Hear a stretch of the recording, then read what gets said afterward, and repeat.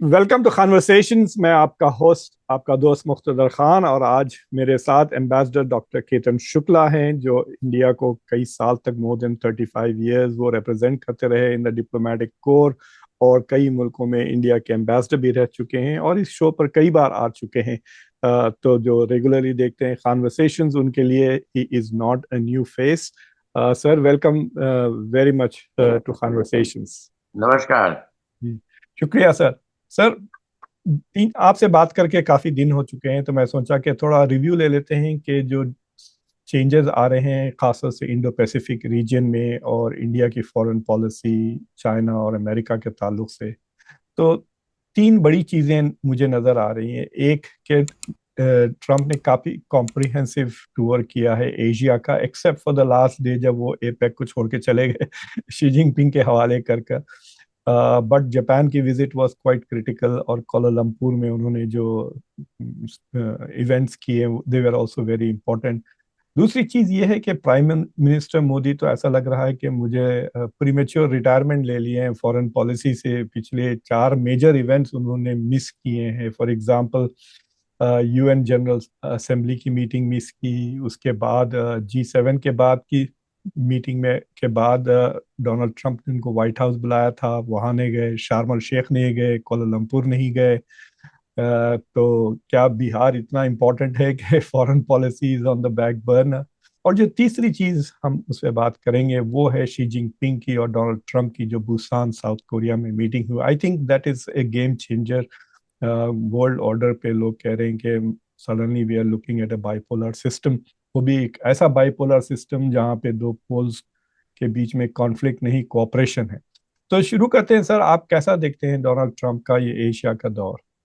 Donald Trump का Asia का दौर तो जो उम्मीद थी उससे थोड़ा ज्यादा वियर्ड हो गया है। और ये जो मीटिंग है वो बहुत इम्पोर्टेंट थी, क्योंकि जो आसियान की अभी मीटिंग हुई है वो डिप्लोमेटिक गैदरिंग नहीं है, पर ये 21st सेंचुरी में हम कह सकते हैं कि एक प्लेटफॉर्म है जो पूरा जियो पॉलिटिक्स रीडिफाइन करेगा। और आपने जैसे कहा कि आपेक की जो मीटिंग हुई गेन हुई पहले 2005 में भी कोरिया था। ये बहुत ही हिस्टोरिक सिटी है और यूनेस्को की कहीं साइट है, सिला किंगडम की कैपिटल थी। वो आगे हम बात करेंगे, ट्रम्प की विजिट के साथ भी इसका थोड़ा बहुत ताल्लुक है, सिला किंगडम का। तो ये जो मीटिंग है वो इसलिए इम्पोर्टेंट है कि जो ट्रम्प की टैरिफ वॉर की वजह से पूरी दुनिया में जो तहलका मचा हुआ है, तो इसमें 21 कंट्री इंपॉर्टेंट जो है उनकी इको दे कम टूगेदर। और यदि देखा जाए तो इसका टोटल ट्रेड 24.29 ट्रिलियन है। ये जो हम कह सकते हैं कि 51% global export, 61% of global GDP, 47% of global trade और 40% पॉपुलेशन। तो ये जितने भी ब्लॉक है उसमें सबसे बड़ा ब्लॉक है। और इस साल भी उनका already trade 11.2 trillion dollar first 2 quarter में है। सो शायद वो 24.9 तक नहीं पहुंचे, पर काफी अच्छा खासा है। अब ये जो मीटिंग हुई है ये इंडिया, अमेरिका, चाइना और बाकी कंट्री के लिए बहुत इंपॉर्टेंट है, क्योंकि ये जो इसका थीम है, तो पहली बार ऐसा हुआ है कि लोगों को उम्मीद नहीं थी कि कोई कंसेंसस होगा। जैसे पापा न्यू गिनी में 2018 में यूएस और चाइना की ट्रेड वॉर की वजह से डिक्लेरेशन नहीं हुआ था, पर इस बार वो कम्युनिक निकाल पाए हैं। और जो थीम है बहुत ही इंपॉर्टेंट है। सबसे पहले रीजनल कनेक्टिविटी, दूसरा harnessing AI driven growth and robotics, and third thing accelerate the transition toward the more resilient and prosperous Asia Pacific. एक चीज उसमें इंडिया के लिए अच्छी है पूरे कम्युनिक में, कि they are worried about demographic changes. अभी जो डेमोग्राफिक चेंजेस है वो हमारे जैसा मसला नहीं है। ये सभी कंट्री में जो आगे फ्यूचर में मैन पावर शॉर्टेज होगी, इंक्लूडिंग चाइना आफ्टर 10 years। सो बिल्डिंग सस्टेनेबल टुमारो, तो इसके लिए ये एक चीज इंडिया के लिए अच्छी है कि डेमोग्राफी हमारी फेवर में है। पर स्किल डेवलपमेंट एंड जो मैन पावर है एंड ओवरऑल ग्लोबल जियोपॉलिटिकल आगे हम क्या करेंगे उसपे उसके ऊपर काफी चीजें डिपेंड करेगी। पुतिन नहीं आए, जैसे आपने कहा, तो दो लीडर नहीं थे। एक जी। पुतिन नहीं थे, और प्रधानमंत्री प्रधानमंत्री के लिए बिहार इलेक्शन इंपॉर्टेंट है, क्योंकि ये इंडिया की पॉलिटिकल सिचुएशन में बहुत बड़ी चेंज होगी। ट्रम्प को अवॉइड कर रहे हैं, क्योंकि ट्रम्प को जो मिलता है वो एक ऐसी चीज है कि उनको मिलने से अच्छा भी होता है थोड़ा बहुत, पर ज्यादातर कंट्री के हेड ऑफ स्टेट जो उनको मिले हैं, एक्सेप्ट चाइना, सभी को कोई ना कोई दिक्कत तो हुई है। वो हम आगे डिस्कस करेंगे जापान और कोरिया के लिए। हाँ जी, हाँ। और ये जो पूरा डेवलपमेंट है, तो एक चीज हम कह सकते हैं कि वर्ल्ड इकोनॉमी में 1990s का जो एरा था वो एक ट्रेड लिबरलाइजेशन का था। 2020s ये इंटीग्रेशन ऑफ इनोवेशन था, और ये दोनों में आपेक का बहुत बड़ा रोल रहा है। तो अब जो ट्रांसफॉर्मेशन हो रहा है वो बहुत ही इंपॉर्टेंट है। अब हम पहले तो इंडिया की बात ही कर लेते हैं, बाद में हम ट्रम्प ट्रम्प की बात करेंगे, और ट्रम्प की visit and other overall declaration. एक चीज है, इंडिया इसका मेंबर नहीं है आपेक का, क्योंकि इंडिया को वो साउथ एशिया और इंडियन ओशन में गिनते हैं। नेक्स्ट तीन जो मीटिंग हो रही है काफी इंपॉर्टेंट रहेगी, क्योंकि 2026 में चाइना चेयरमैन है, शेंजन में कर रहे हैं, उसके बाद वियतनाम है, और उसके बाद मैक्सिको है। तो एक नई टर्म आई है इसमें, friend shoring and near shoring. So supply chain realignment जो होगा, और डी रिस्किंग के लिए, तो इसीलिए इस मीटिंग में जो अगली मीटिंगें होगी वो इंपॉर्टेंट रहेगी। इस बार ऑस्ट्रेलिया, कनाडा, इंडोनेशिया, इन कंट्री ने भी पहली बार, कनाडा जी, काफी जोर शोर से आपेक में पार्ट लिया है। अभी तक कभी आपेक में कनाडा के प्राइम मिनिस्टर का स्टेटमेंट जी। कि पिछली कई मीटिंगों में हमने सुना नहीं होगा। अब इंडिया के लिए ये बहुत इंपॉर्टेंट है, क्योंकि AI innovation, green low carbon growth, और एआई डिजिटल, उसमें पर्टिकुलरली जो उनके कम्युनिके और उनका एजेंडा था, digital economy, creative and cultural industry. तो इंडिया की जो लुक ईस्ट पॉलिसी है, एंड साथ साथ जो हमारा इंटीग्रेशन इंडिया का जो एक्सपोर्ट पोटेंशियल है इस सप्लाई चेन में करना, बहुत ही इंपॉर्टेंट है। पर्टिकुलरली हमारा जो रीजनल एजेंडा है, तो साउथ ईस्ट एशिया हमारे लिए एक ब्रिज बन सकता है, और इसमें डिप्लोमेटिकली एंड इकोनॉमिकली इनको एंगेज करना हमारे लिए बहुत ही जरूरी है। और इसके लिए आइदर डीपर एंगेजमेंट, कि जिसमें हमारी अटेंडेंस हायर लेवल पे हो, एंड साथ साथ मेंबरशिप। मेंबरशिप इन्होंने 1997 से मॉरेटोरियम लगाया, फ्रीज किया है। इस तिमोर इस बार हुआ, पर और कोई कंट्री वो ऐड नहीं कर रहे हैं। सो ये एक इंडिया के लिए एक चैलेंज होगी कि आपेक का मेंबर बनने के लिए। तो ये अगले फ्यूचर में हमें ये प्रयत्न करना चाहिए कि आपेक की मेंबरशिप या हमारे एंगेजमेंट तो ये बढ़ाने तो चाहिए। दो बड़े ब्लॉक्स हैं, एपेक और आरसीएमई, क्या है वो, रीजनल कोऑपरेशन फॉर इकोनॉमिक, जो हाँ, इकोनॉमिक। आरसीईपी जो था, उसमें क्योंकि चाइना है, India has avoided both of them because India ऐसा कोई फ्री ट्रेड एग्रीमेंट में नहीं पहुंचना चाहता जब मल्टीलैटरल है और जिसमें चाइना है। तो इसलिए India seems to be going हर सबके साथ बायलैटरल में इंटरेस्टेड है, basically to avoid being in a free trade agreement. क्योंकि अगर वो फ्री ट्रेड अग्रीमेंट साइन कर लेता है जिसमें चाइना है, तो वो डरा हुआ है कि एकदम इंडिया की मार्केट में चाइना फ्लड हो जाएगा। सो दे आर वरीड कि इंडिया के जो स्मॉल स्केल इंडस्ट्रीज हैं और मीडियम स्केल इंडस्ट्रीज हैं वो ठप हो जाएंगे, they will not be able to compete with China, ये डर है। तो क्या आपको लगता है कि they will change that point of view? ये पॉलिसी चेंज करनी पड़ेगी। इसके लिए जो टाइम चाहिए वो था, हमने जो make in India, skill India किया था, कि जी। जिसमें हम 26% 2022 तक पहुंचने की हमारी उम्मीदें थी। अब वो 2035 तक किया है। तो इसके ऑल्टरनेटिव में हमने कुछ, हम स्पेशल यूनिटी हमें हमेशा रहे हैं। तो ब्रिक्स, क्वाड, क्वाड का अभी कह नहीं सकते कि ट्रम्प के आने के बाद, पर जी हाँ, जी हाँ। अगेन फ्यूचर में क्वाड तो स्ट्रांग होगा ही। आईपीएफ, और जो आपने कहा तो हमने RCEP लिंक फोरम, ये सब में हम लुक ईस्ट पॉलिसी में, जिसमें 10 कंट्री है आसियान के इंपॉर्टेंट, जी तो हाँ। प्रधानमंत्री ने ये चीज अनाउंस की है कि 2026 ASEAN India maritime cooperation year होगा, और ये 30 तक चलेगा। इनिशिएटिव अच्छा है, पर ये क्वाद की तरह एक उसको आगे बढ़ाना बहुत ही इंपॉर्टेंट है, क्योंकि blue economy and particularly coastal resilience, तो ये दोनों चीजों के लिए हमारे लिए RCEP लिंक फोरम और policy changes, we have to compete. हमें खाली चाइना के फ्लडिंग का ही नहीं है, वियतनाम, इंडोनेशिया, मलेशिया, थाईलैंड के वहां से भी ड्यूटी फ्री हो। तो हमने एक बीमस्टेक उसके लिए कोशिश की थी, पर मैन्युफैक्चरिंग बेस बढ़ाना पड़ेगा। और ये पूरी कॉन्फ्रेंस में सबसे ज्यादा स्ट्रेस दिया गया है MSME को। जी हाँ। आप उनका डिस्कशन देखोगे तो MSME 3 या 4 बार उनको मेंशन किया है, और एजेंडा में भी सबसे इंपॉर्टेंट चीज थी MSME। तो MSME में AI इंटीग्रेशन करेंगे तो वो तो आसियान कंट्री में होगा। तो इंडिया के लिए इंपॉर्टेंट चीज ये है कि MSME में भी रिवॉल्यूशन लाके एक पूरा कॉम्पीट कर सके, क्योंकि हमारे ट्रेड एग्रीमेंट ब्रिटेन के साथ हो रहे हैं, EU के साथ होंगे। अब जो सिचुएशन है, इसमें कहीं WTO का नाम नहीं आ रहा है।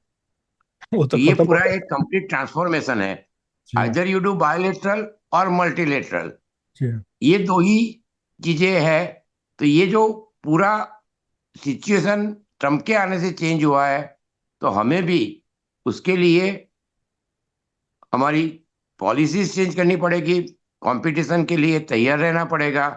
तो ये चीजें तो करनी पड़ेगी। उसमें एक चीज अनाउंस हुई है, HADR, आपदा राहत एंड जलवायु सहयोग एंड मानवीय सहायता। पर सबसे ज्यादा इंपॉर्टेंट है कि RCEP और IPEF, ये दोनों में इंडिया को अगले 3 या 4 साल में डीपर पार्टिसिपेशन करना पड़ेगा।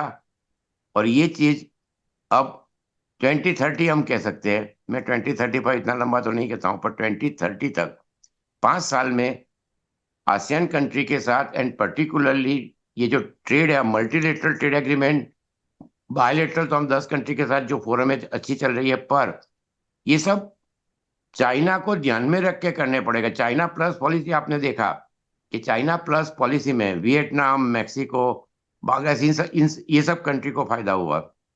तो इसमें सर मैं आसियान हमारे लिए बहुत ही इंपॉर्टेंट रहेगा। और ये बात तो हम सुन रहे हैं ना कि आसियान, आपको याद है 2 साल पहले एक ASEAN plus India, ASEAN plus China, वो इस तरह होता था। फिर उसको उन्होंने ASEAN plus East Asia summit कर दिया, जिसमें अमेरिका भी आ गया इस बार। But when I look at the trade, जब देखता हूँ like bilateral trade between India and ASEAN countries, तो उसमें सिर्फ इंडोनेशिया के साथ थोड़ा बहुत लाइक 25-30 बिलियन डॉलर के करीब इंडिया का ट्रेड है। लेकिन चाइना का और अमेरिका का आसियान के हर कंट्रीज के साथ इंडिया से 10 गुना ज्यादा ट्रेड है। मतलब like they 10 times bigger than India. तो आसियान के लिए like what is the attraction, कि इंडिया सिर्फ आके बातें करके चले जाता है एट दिस समिट, हम ये कर देंगे वो कर देंगे, 4 साल ये प्रोग्राम, 5 साल वो program, and then there is nothing on the ground to say कि भाई there is some movement in terms of challenge। मैं देख रहा था कि इंडिया की जो ट्रेड है वो वेस्ट एशिया से ज्यादा और ईस्ट एशिया से कम हो रहा है। मतलब इंडिया के जो बड़े पार्टनर्स हैं they are more like United Arab Emirate, Saudi Arabia, rather than East Asia. तो इसका कुछ आउट ऑफ सिंक नहीं लगता India in East Asia compare to से चाइना एंड अमेरिका? इसमें दो प्रॉब्लम है, एक तो मिडिल ईस्ट के साथ ज्यादा है, उसमें एक तो पेट्रोलियम है, और दूसरा NRI, इंडियन कम्युनिटी, जी हाँ। वो मिडिल ईस्ट में बहुत स्ट्रांग है। जी तो हाँ। ये ट्रेड के लिए काफी इजी रहता है। साउथ ईस्ट एशिया में they are actually having same product, वो हमारा कॉम्पिटिटर है। जैसे हम्म। वियतनाम है, तो वियतनाम कॉम्पिटिटर है, और वियतनाम मिडिल इनकम में जाने का 2035 में जी हाँ। उनका प्लानिंग है, वो मिडिल लेवल इनकम बन जाएंगे। जी हाँ। थ्री जी हाँ। हंड्रेड बिलियन डॉलर का उनका ट्रेड खाली अमेरिका के साथ है। जी। सो हमें इस तरह की आइटम्स और पर्टिकुलरली दो आइटम है उसमें ट्रेड में, आपने जो कहा उसमें, कि प्रेशियस स्टोन $436 बिलियन है और फार्मास्यूटिकल है $379 बिलियन। तो मशीनरी, तो तीन चीज में $1 ट्रिलियन का ट्रेड है। तो यहाँ इंडिया को एरिया आइडेंटिफाई करना पड़ेगा, सेक्टर आइडेंटिफाई करने पड़ेंगे। जैसे मैंने कहा कि supply chain realignment and D risking, तो जी इंडिया इसमें बायोलेटरल और लुकिस्ट पॉलिसी में 10 कंट्रीज, ये सब जो आइटम्स है इसमें इंडिया में स्ट्रेंथ है।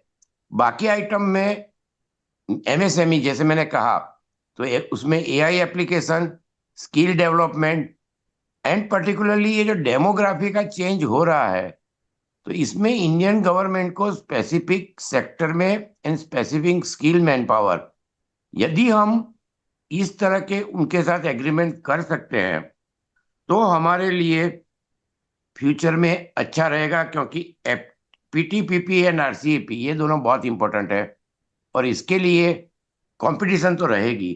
पर जो, जैसे मैंने कहा, ट्रेड मॉडल चेंज हो रहा है और उसमें उन्होंने कहा है कि tariff reduction and market access, वो अभी इतना इंपॉर्टेंट नहीं है जितना important digital, physical and institutional, economic and particularly resilient and sustainable trade. तो इसमें ये एग्रीमेंट करने पड़ेंगे और पर्टिकुलरली हमारे मिडल जो एसएमई एंड एमएसएमई सेक्टर है, जैसे मैं पहले भी कहता हूँ कि जर्मनी है, यूरोप है, 40% एक्सपोर्ट ये सेक्टर से होता है। तो हमारा जी मैन्युफैक्चरिंग बेस जो 16 से 13 पे आ गया है, वो 25 तक लाना पड़ेगा। और उसमें साथ में एआई के साथ, जो हम डिजिटल में हम बात करते हैं, पर वो डिजिटल, और एमएसएमई में डिजिटल और एआई एप्लीकेशन। आज आप देखोगे आजकल तो कोई भी कंपनी है वो एआई एप्लीकेशन आईपीओ निकालेगी या कुछ भी, लेंस कार्ड का तो आजकल बहुत वो चल रहा है। जी हाँ। तो एआई एप्लीकेशन बहुत ही इंपॉर्टेंट है। तो इसके लिए रातों रात तो होगा नहीं, तो 2 या 3 साल में गवर्नमेंट को स्पेसिफिक पॉलिसी इंसेंटिव के साथ ये चेंज करना पड़ेगा। क्योंकि आज आपने सही कहा कि मिडिल ईस्ट में हमारा ट्रेड बहुत है, पर साउथ ईस्ट एशिया में जितना होना चाहिए उतना नहीं है। बिम्स्टेक को भी स्ट्रेंथन करने की जरूरत है, क्योंकि ये जो रीजनल ब्लॉक है ये अब ज्यादा इंपॉर्टेंट हो जाएंगे। जैसे कि पहले डब्ल्यूटीओ था, पूरा 25 के बाद सिस्टम ही चेंज हो रहा है। और जी हाँ। इसमें अब हम यदि देखें तो, जैसे आपने कहा कि जी ट्रम्प मीटिंग में आए पर वो चले गए, तो इसकी वजह से एक बहुत बड़ी चीज हुई है कि जो मैंने जैसे पहले कहा कि आपेक पूरा जो नया ट्रांसफॉर्मेशन हो रहा है उसके सेंटर में है। तो ट्रम्प ने जी को एक कहते एक वर्ड ऐसा दे दिया कि अब इकोनॉमिक जेट गेस्ट पहले की तरह नहीं है। कार्ने जो कनाडा के प्राइम मिनिस्टर है, जी हाँ। मैंने कहा, उन्होंने एक स्टेटमेंट दिया है कि it is end of rule based free trade. जैसे मैंने कहा डब्ल्यूटीओ, ऑस्ट्रेलिया है, बाकी कंट्री। अब ट्रम्प को साउथ कोरिया ने क्राउन तो दिया, साइला डायनेस्टी का, तो उनको क्राउन तो मिल गया, पर कह सकते हैं कि जी वॉज द किंग जी हाँ, there was no of doubt about it. APEC meeting. तो सर, एक ट्रम्प क्राउन इंटरेस्टिंग बात मिला। ये है कि कार्नी जब वापस आए फ्रॉम एपेक की समिट से, I don't know whether you saw उनकी प्रेस कॉन्फ्रेंस। जो कनाडा के reporters are not as aggressive as American reporters, लेकिन उनकी पुरानी जो उन्होंने चाइना को as a threat, China as a disruptor, वो सारी जो चाइना की जितनी भी उन्होंने निंदा की थी, वो पूरे स्टेटमेंट वो निकाल कर कह रहे थे, आप तो कैंपेन में ये कह रहे थे, अब जाके शी के कदमों में गिर गए। बिकॉज के ट्रम्प तो, because Canada is in really bad position ना, 75% ट्रेड उसका अमेरिका के साथ है। और अगर डोनाल्ड ट्रंप ये टैरिफ का अब तो बात भी नहीं करना चाहते हो कनाडा से। तो the point it seems to be कि अब दुनिया में सिर्फ दो दो जगह रह गए। एक रह गई या तो वॉशिंगटन या बेजिंग, उसके अलावा और कोई दूसरा किबला नहीं रहा। तो चाइना को प्लेटर पे मिल रहा है, जी हाँ। European union, south Korea, even Japan, ये जो जी नहीं चाहता है, और कनाडा। तो ये एक चीज हुई कि जो वर्ल्ड है उसमें चाइना ने एक कह सकते हैं कि अमेरिका जो अभी तक स्टेबिलाइजिंग फैक्टर था, वो जगह अब चाइना को बिना कुछ किए ऑन द प्लेटर मिल रहा है। और ये ट्रम्प ने आपेक में किया। मीटिंग उन्होंने पूरी अटेंड नहीं की, बेजेंट को छोड़ के गए। अब बेजेंट का तो आपको, जो अमेरिका में भी लोगों को समझ में नहीं आ रहा है वो क्या कर रहे हैं, तो आपेक में वो क्या करेंगे, वो बहुत ही मुश्किल है। या और चाइना ने एक और भी अच्छा अनाउंसमेंट किया कि US will abide by moratorium on nuclear testing, कि जो टेस्ट ban ट्रीटी के लिए ट्रम्प बोल के गए थे। तो जिन्हें मीटिंग काफी लंबी चली, 1 घंटा 40 मिनट पर, मीटिंग में जो आउटकम है उसमें एक चीज कह सकते हैं कि आपने बॉडी लैंग्वेज देखी होगी, तो ट्रम्प बहुत ही खुश थे। उन्होंने ट्रूथ में लिखा कि China will buy our atomic energy, Xi is a very strong leader, very good friend, great leader. पर आपने देखा होगा जी ने कोई रिएक्शन नहीं दिया है। Standing like Jain Buddha, stoic खड़े थे दोनों के। आप वीडियो देखोगे, वो कोई रिएक्शन नहीं दे रहे हैं, वो स्माइल भी नहीं कर रहे हैं, इवन फेशियल एक्सप्रेशन भी चेंज नहीं हो रहे हैं। तो ओवरऑल मीटिंग में ऐसा लग रहा है कि चाइना ने कहा कि good, we also want America great, there is a good prospect for cooperation. उन्होंने 3 चीज कही: इलीगल इमिग्रेशन, जिसका मेरे मुझे लगता है कोई रिलेवेंस नहीं था, telecom fraud and money laundering. तो ट्रम्प ये मीटिंग को 10 पॉइंट स्केल में 12 पॉइंट मानते हैं, पर मुझे लगता है कि ये जो 12 में से 10 निकाले तो 2 पॉइंट तक उसको स्केल पे रख सकते हैं कि meeting was good for China. उन्होंने रेयर अर्थ के लिए भी कोई कमिटमेंट नहीं किया है। जी हाँ। उन्होंने कहा एक एक साल के लिए, उन्होंने कहा कि अब, और ट्रम्प ने अप्रैल में अपनी विजिट भी अनाउंस कर दी है।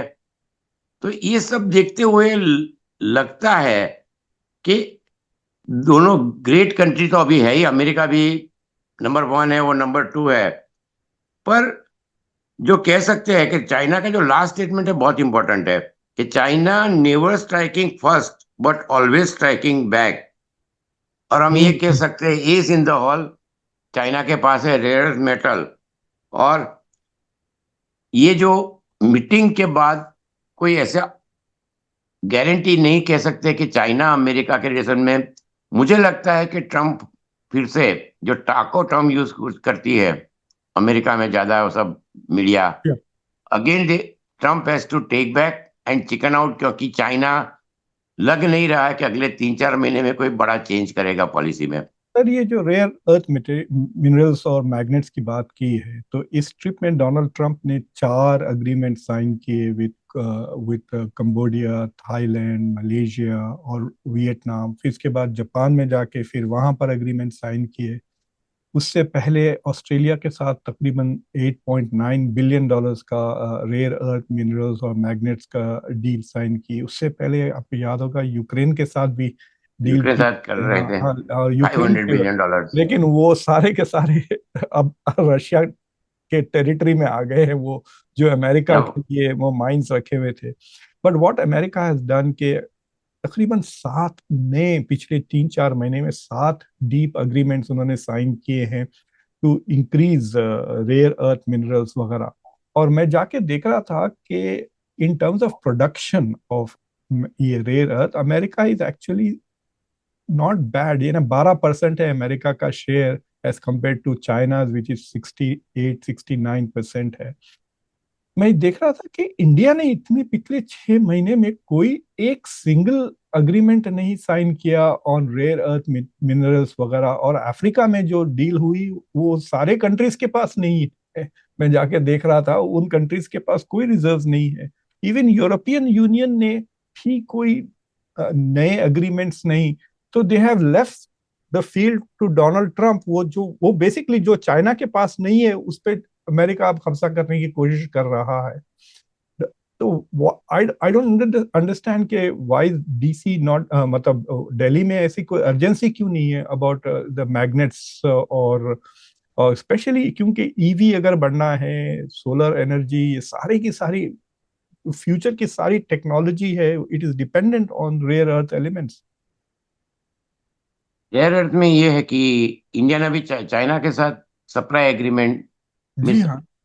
लॉन्ग टर्म नहीं है, वो रेयर अर्थ में एक डिपेंडेंसी है ना। दिक्कत है कि जी जो भी सप्लाई है 80% वर्ल्ड का सप्लाई चाइना कंट्रोल कर रहा है। जी उनके एग्रीमेंट अफ्रीका और सभी कंट्री के साथ है।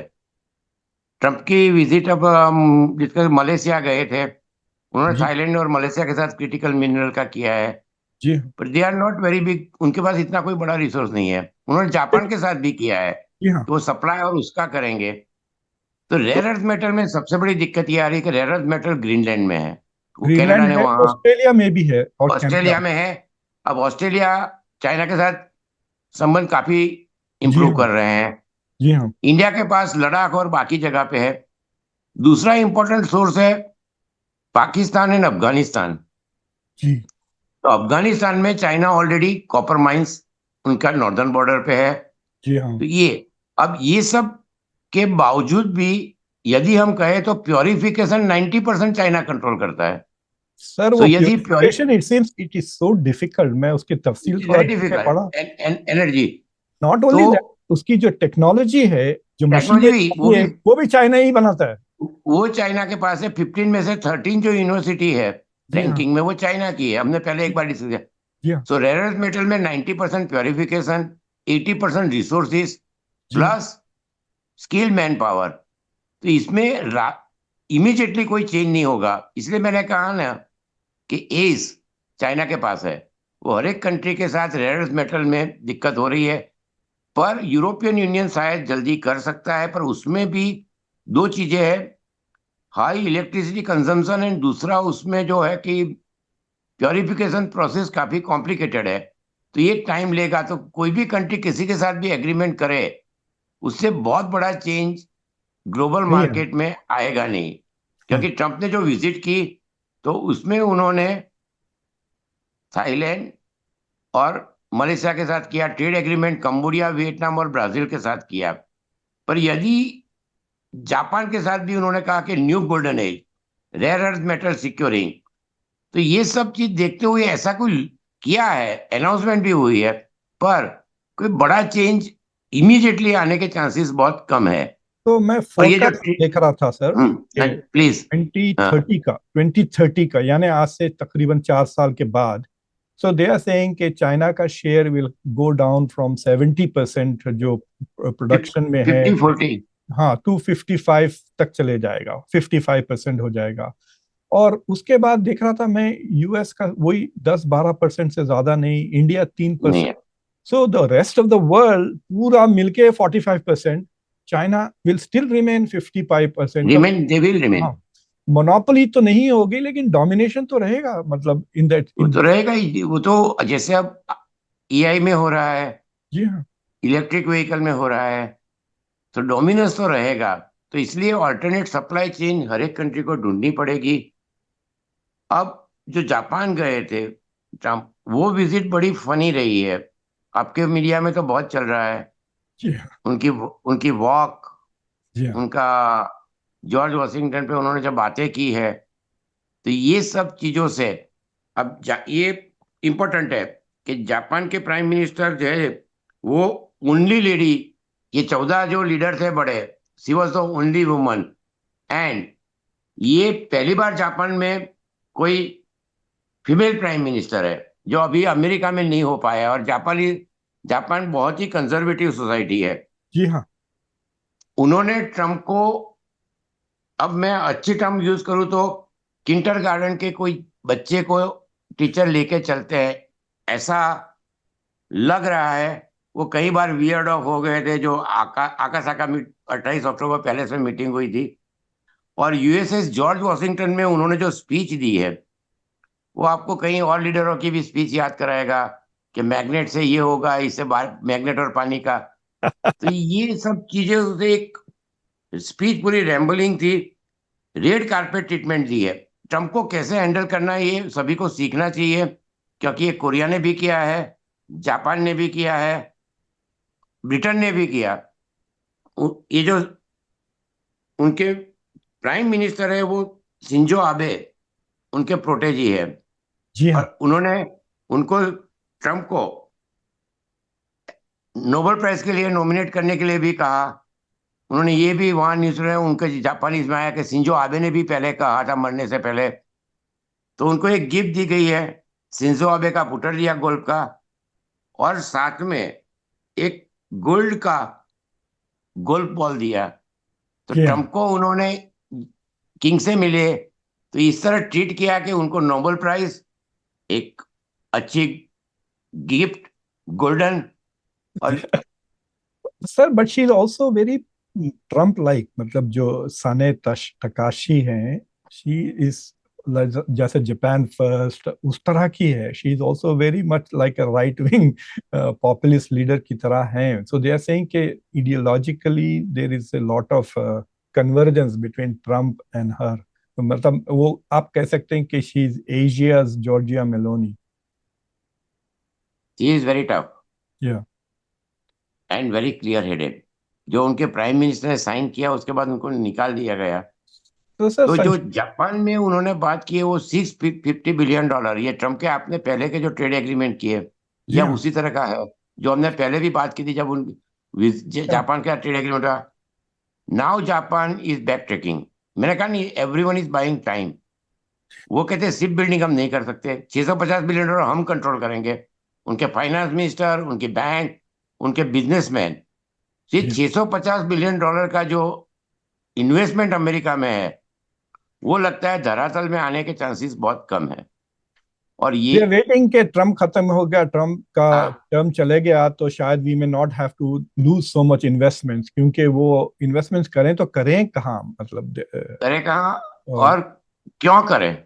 जी बिल्कुल तो बिल्कुल। इसमें यही चीज साउथ कोरिया में भी हुई है। वहां उनके साथ $350 बिलियन का ट्रेड डील हुआ है कि जिसमें उन्होंने कहा था 200 बिलियन इन्वेस्टमेंट करेंगे और $150 बिलियन शिप बिल्डिंग। जी तो साउथ कोरिया ने भी अभी तो हाँ कहा है। तो ये सब चीजें क्या होता है, ये एग्रीमेंट नहीं है, ये ट्रम्प के 2 AM वाले ट्विटर है। और इस ट्विटर के बाद जो होता है वो हमेशा कुछ और ही चीजें हो सकती है। और आप ये देखिए कि कोरिया ने भी उनको बहुत ही अच्छे तरह हैंडल किया है। उन्होंने सिला किंगडम का क्राउन का रेप्लिका दिया, जैसे मैंने कहा कि जी हाँ। वो, और साथ में उनको ऑर्डर ऑफ मुगवा, सबसे हाईएस्ट सिविलियन ऑर्डर दे दिया। एक चीज खाली उनकी ख्वाहिश पूरी नहीं हो पाई, वो जो किम जोंग यून को मिलना चाहते थे और जी उन्होंने ये एयरफोर्स से कहा था पर वो नहीं हो पाया। पर फिर भी मेरे ख्याल से ट्रम्प के लिए 3 चीजें तो अब हर एक कंट्री को याद रख लेनी चाहिए। एक तो उनको नोबेल प्राइज के लिए नॉमिनेट कर देना चाहिए। दूसरा, उनको गोल्डन अच्छी, जैसे अब आप देखिए कि वहाँ मिडल ईस्ट में भी उन्होंने कहा है कि मैं 1.5 ट्रिलियन लाऊंगा। वो कंट्री की जीडीपी इतनी नहीं है। सत्तर तो वो के, हाँ इन्वेस्टमेंट देखो। होने का तो उनकी फिगर में बिलियन ट्रिलियन। अब वो पहले हमने लास्ट टाइम 8 ट्रिलियन कहा था, अब 17 ट्रिलियन पर पहुंच गया है। जी हाँ तो जी हाँ। मुझे लगता है कि मिड टर्म इलेक्शन तक वो कहेंगे मेरे अमेरिका में $35 ट्रिलियन का जी इन्वेस्टमेंट लाऊंगा। और जो आपने कहा वो एकदम सही है कि अभी आप 3 इलेक्शन आ रहे हैं, एक तो न्यू जर्सी का है, वर्जीनिया का है और न्यूयॉर्क का मेयर का। जी। तो उसमें लग रहा है कि तीनों हारेंगे मामला रिपब्लिक। नहीं जीत रहे हैं। जी वर्जीनिया में भी कुछ हालत अच्छी नहीं है और न्यू जर्सी में तो खराब। उसके बाद एक और चीज हुई है अमेरिका में जो आपने देखी होगी कि एक कांग्रेसमैन ने रिजाइन कर दिया जी जी हाँ जी हाँ। कोलोराडो फोर से, जहां बेबट जाने वाली थी, तो वो एक सीट कम हो जाएगी। मार्गरेट ट्रीन भी है उसके अगेंस्ट है, 21 सौगंध विधि नहीं करा रहे हैं। तो मेजोरिटी चली गई तो ये टैरिफ और ये बाकी सब प्रॉब्लम से लोगों को राहत मिलेगी। और इसके लिए मार्च या अप्रैल तक राह देखनी पड़ेगी। लग ऐसा रहा है कि मिड टर्म में मेजोरिटी कांग्रेस में रिपब्लिक पार्टी के लिए लाना थोड़ा मुश्किल लग रहा है। सर ये जो जो हमारी गवर्नमेंट भी बंद है पिछले एक महीने से ज्यादा हो गया है, और आई थिंक अगले हफ्ते तक it will become the longest, मतलब इससे पहले ट्रम्प का ही रिकॉर्ड था 35 दिन का कि गवर्नमेंट बंद थी। लेकिन मैं सुन रहा हूँ कि कई ऐसे गवर्नमेंट के ऑफिशियल्स हैं जिनकी, जो यंग बच्चे हैं जो पिछले 5 से 10 साल से काम कर रहे हैं इन द गवर्नमेंट, उनके लिए this is become very difficult. इतनी सेविंग्स नहीं होती आपके पास के 3-4 महीने आप विदाउट, बिकॉज देखिए अमेरिका में लोगों की जो 2-3 बड़े खर्चे होते हैं। एक तो कॉलेज लोन होता है, दूसरा मॉर्गेज होता है, और तीसरी गाड़ी, मॉर्गेज, और तीसरी गाड़ी का तो इमीडिएट। गाड़ी ईएमआई। अगर आपकी तनख्वाह $5,000 है तो यूजुअली $3,000 तो इमीडिएटली चले जाते हैं। On day one they have to go mortgage और गाड़ी और कॉलेज के लोन में। तो अब ये बच्चों के पास 3 4 5 महीने के लिए $15 20 हजार ऐसा सेफ अगर नहीं है तो दे आर इन ट्रबल। क्योंकि क्या होगा, उनकी या तो कार चली जाएगी या घर चले जा सकता है। They are very worried about this. और इसमें से ऐसे कई लोग हैं जो इनको फूड स्टैम्प्स वगैरह भी नहीं मिल रहे हैं, तो there is going to be some anti Trump sentiment. और अगर डेमोक्रेट्स चिकन आउट नहीं होते ना, तो मेरे ख्याल से Donald Trump could be in trouble because of this government shutdown भी उनको नेगेटिव असर करेगा, क्योंकि 70% American are now unhappy with this shutdown. जी। ये आपकी बात एकदम सही है कि शटडाउन से एक तो मेडिकेयर सबसे इम्पोर्टेंट, तो जी हाँ कि जी वो हाँ। जो 100 200 या 400% $4,000 तक इंक्रीज हो जाएगा। फूड स्टैम्प जो आपने कहा वो भी इम्पोर्टेंट इश्यू है। और सबसे इम्पोर्टेंट इश्यू ये है कि एक बैकलैश बढ़ता जा रहा है, इंटरनेशनल इमेज है वो। बाइडेन, आपको याद होगा कि बाइडेन की एक गलती के लिए CNN के एंकर ने पूरी किताब लिख दी है। और हाँ सब हाँ। यही उसको पूछ रहे हैं कि ये इन्होंने किताब लिखी तो अब ये कहाँ सो गए हैं। तो ओवरऑल इमेज खराब हो रही है। दूसरी नॉर्मन चीज मैक, की हाँ जी हाँ, वो मेरी दोस्त है वो सीएन की। जो भी है अच्छा जी है, पर उनको बताना चाहिए तो उनको रामायण लिखने के बजाय महाभारत लिखना पड़ेगा। जी और हाँ। दूसरी चीज ये है कि ये जो टैरिफ है उसकी कोई इम्पैक्ट पॉजिटिव नहीं आ रही है। तो ये जो प्राइसेस बढ़ रही है, आज आपने देखा होगा कि अमेजोन ने मिड टर्म मैनेजर निकाल दिए, तो जॉब लॉस काफी हाई है। फूड स्टैम्प, मेडिकेयर, तो बैकलेस बढ़ता जा रहा है। और पर्टिकुलरली फार्मर्स, जो हमने लास्ट टाइम डिस्कस किया था, कि जी जो हाँ। रेड स्टेट के फार्मर्स है उनकी हालत और खराब होती जा रही है। तो वो ये सब चीजें का मिले थे कि हेडी कॉकटेल बनता है। इतना जब नांसी पेलोसी बनी तब भी खराब हालत नहीं थी। मामदानी जीत रहे हैं तो वो एक दूसरी चीज है कि डेमोक्रेटिक पार्टी अभी तक जो कुंभकर्ण की नींद में थी वो जाग गई है, और उनके पास और कोई चारा नहीं है। तो लेकिन ये जो एक चीज लीडरशिप और है हो सर। रही है कि डेमोक्रेटिक पार्टी पहले से ज्यादा रेडिकल, और they will so the spine. दूसरी चीज ये है कि ओवरऑल अमेरिका में देखा जाए तो भी जो टैरिफ की वजह से और इम्पेक्ट आनी है वो अब आनी शुरू होगी। अभी लेकिन तक सर जो था जो वो चाइना की साथ ट्रेड वॉर का इम्पैक्ट नहीं आया था। लेकिन तो सर जो ओवरऑल देखा जाए तो मिड टर्म बहुत ही मुश्किल रहेगा। और ट्रम्प का जो रेटिंग है वो फर्स्ट टर्म से खराब तो है, पर अमेरिका की हिस्ट्री में कोई भी प्रेसिडेंट से ज्यादा खराब है। तो ये जो उन्होंने व्हाइट हाउस का डिमोलिशन किया और हेलोविन मनाई है, वो मुझे वो लगता भी है कि सिंबॉलिक है कि नहीं, वो उन्होंने अपनी अमेरिका की लेगेसी पब्लिक। छोड़ के जाना चाह रहे हैं। ही इज लीविंग एन, मतलब अब तो वो परमानेंट निशान हो जाएगा ना अमेरिका में, हाँ, जब वो तो रहेगा। हमेशा हिस्ट्री में रहेगा। वो और इट इज माउंट रुशमोर पे जो बिगेस्ट। अपना स्टेच्यू बनाना चाहते थे, जी हाँ जी अब हाँ। मुझे समझ में नहीं आएगा इसके बाद उनका कहाँ स्टेच्यू बनेगा और क्या होगा।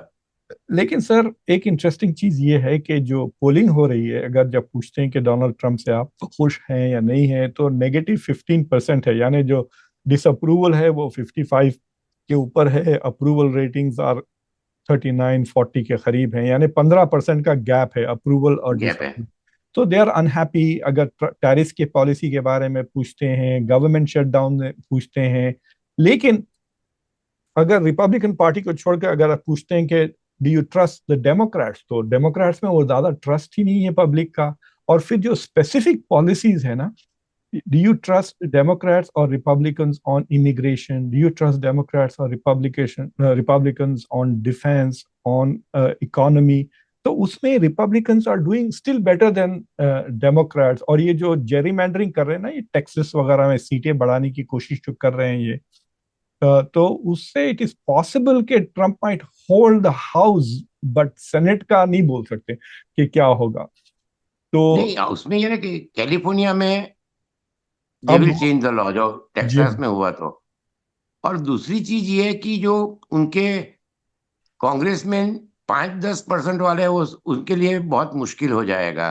तो जी हाँ। डेमोक्रेटिक पार्टी में मुझे लगता है कि न्यूयॉर्क इलेक्शन के बाद काफी चेंजेस होंगे।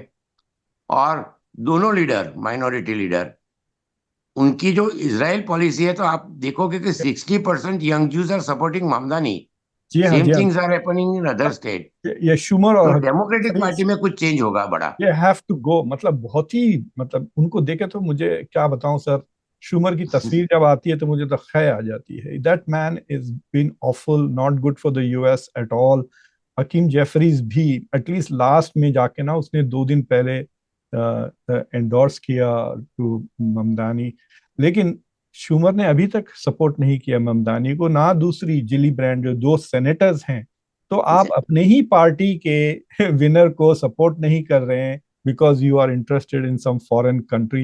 ये नहीं, बैकआउट उसका होने वाला है। उसका रीजन आईपाक है और कुछ हाँ नहीं है। हाँ, बिल्कुल बिल्कुल। And now there even $4 million, $5 million, कितना पैसा किसको मिला है, वो सब चीजें अब ये जो पब्लिक नॉलेज में पहले से है। नहीं, ऑफिशियल पहले फिगर है इतना। ना, अमेरिका में जो तो वो पैसे। दिक्कत हो रही है डेमोक्रेटिक पार्टी को, और पर्टिकुलरली आपने कहा हकीम जाफरी, ही हाँ है, ही जी हाँ, हैज टू एंडोर्स, बिकॉज वो जहां से जीतता है वो वह सारे के ममदानी की सारे 15% बिल्कुल लीड है। बिल्कुल सो ही बिल्कुल। में lose even his Congress seat, हाँ वो तो जाएगी, प्रोबेबली इन प्राइमरी, जैसे कि ये कुमो के साथ हुआ, वो उसके साथ हो सकता है। उसके तो साथ मैंने होने कहा वाला कि है। न्यूयॉर्क इलेक्शन के बाद we can it's going to expect be something changes. Better from Democrat, और वो चेंजेस आ रहे हैं। और हाँ पर्टिकुलरली आप देखोगे तो ईओसी और सैंडर्स, उनकी मीटिंगें बहुत अच्छी जा रही है ऑल ओवर हाँ, अमेरिका। बिल्कुल सर।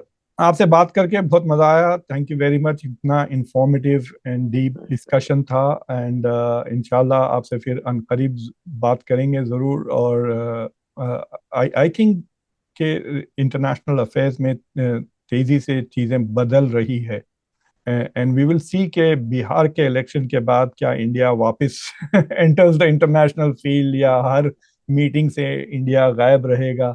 बिकॉज अगर आप नोटिस करें कि doctor Jaishankar is not getting the attention जो पहले उनको मिला करता था, so he is not the superstar. और अगर बड़ी मीटिंग्स में मोदी जी नहीं जाते हैं तो Jaishankar can not, for example, can you imagine कि ऐसा कॉरिडोर में या किसी पैनल के बाद अगर शी जिनपिंग, डोनाल्ड ट्रंप और पुतिन खड़े हुए हैं, तो मोदी जाके उनसे मिल ले सकते हैं, इनसे what's going on, WhatsApp guys बोल के वो वहां खड़े होकर उनसे बात कर सकते हैं।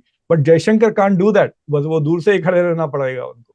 So what is happening is that the absence of Modi की ये जो इनफॉर्मल नेटवर्किंग जो हो रही है ये कॉन्फ्रेंसेस में, उसमें से India is being excluded I think, and वो वही उसकी बात, फिक्र है।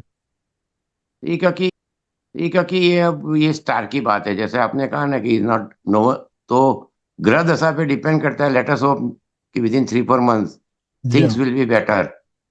जी हाँ। Thank you very much sir, बहुत बहुत शुक्रिया आपका। नमस्कार, शुभ रात्रि। शुभ रात्रि। सुबह के